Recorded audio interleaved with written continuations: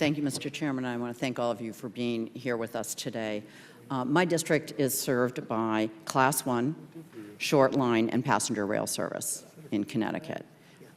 Connecticut's by no means one of the most active states for freight rail, but the industry provides well-paying jobs for my constituents, and I place a great deal of value on the economic opportunity that provides. And in fact, we have a lot of communities who want to see expansion of rail service in my district. But ensuring the safety of crew members, of communities, and passengers is tremendously important. And that is why we are here today. There have been a number of both high-profile and smaller crashes in the Northeast in the last few years, a number of which have taken place in my district, including 2 freight rail incidents in the last year in New Milford and Brookfield, Connecticut, involving short line. And obviously the high-profile incident recently, multiple, at Penn Station. So we still have a ways to go. I wanted to drill down a little bit more on the difference between performance standards and prescriptive, because I'm hearing a great deal of discussion here about deregulation has led to these reductions, yet at the same time, Mr. Nober, you're talking about the importance of PTC and the importance of technology. If we have multiple technologies in, say, something like PTC, the interoperability, you are going to require some prescriptive efforts, or otherwise it's not going to be able to talk to each other. So I'd like, maybe Mr. Nober, you can start with how can we best have innovation and safety and recognize sometimes we are going to have to make specific decisions, because without that we're not going to get the safety that the public needs and demands. Well, Congresswoman, I thank you for your question and appreciate your concerns. And as you said, there is a place for, in an industry like rail, with interoperability, with interchange, where cars go out throughout the system, where standards can be set, that standards that are uniform across the system, that can be a great help for a network system like ours.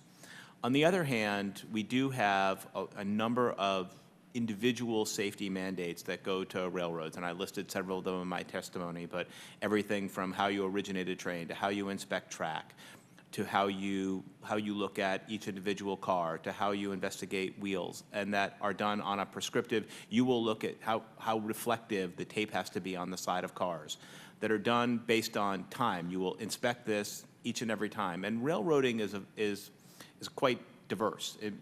You have passenger rails, like you said, in the Northeast. In the West, where we operate, we can have trains that are 8,000 or 10,000 feet long, going through very unpopulated areas, which would stand in stark contrast to a heavily populated area like Connecticut. And the safety rules that should apply to those ought to be able to take into account the different environments in which they're operating. So when we talk about performance regs, it's try to come up with a safety outcome that we are looking for. For example, in track or in inspections, that looks at how well maintained are the cars being, how often are they having problems, how often are derailments happening, as opposed to you will inspect them every so often, regardless of what the needs are.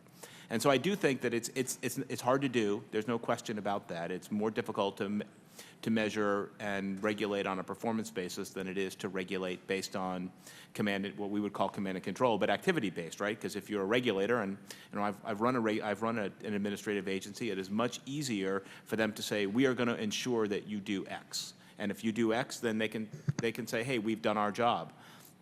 And although I think part of it is you've all talked about how there's been an improvement in safety with this combination of the regime we have right now, which is some performance-based and prescriptive.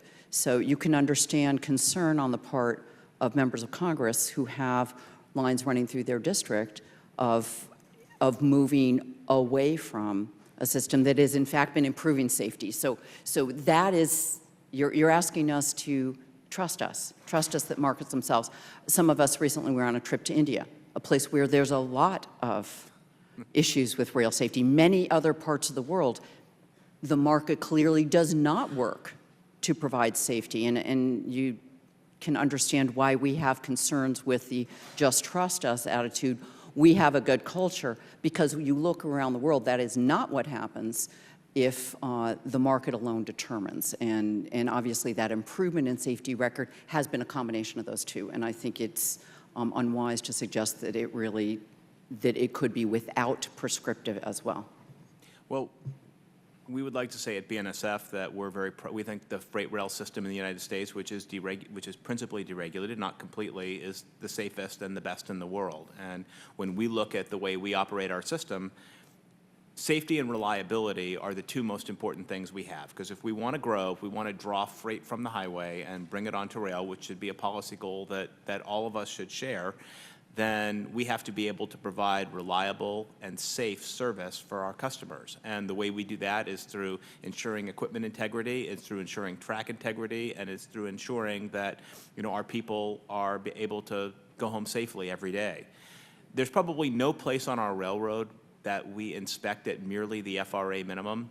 Now, the way we inspect it might be different, but we probably go beyond that in virtually every mile of our system. And on our heavily traveled, most core dense routes, we go multiples beyond it. We do that because the importance of having one of our transcontinental main lines operating far is, and have it be able to provide the service that it provides is a paramount importance to us. So just 2 weeks ago, we had an incident. It didn't involve our railroad. We had a grain elevator catch fire near Hereford, Texas, on our transcontinental main line, and it left the fire and the resultant danger from the chance of explosion left that line out for about 20 hours, and we had over 100 trains delayed that were stopped because of that, because it was unsafe to go past it.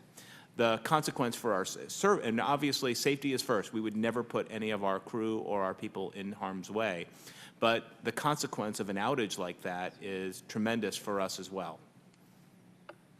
Well, thank you. And I see my time has expired, but I'd like to follow up with some further questions on some of these issues. Thank you very much.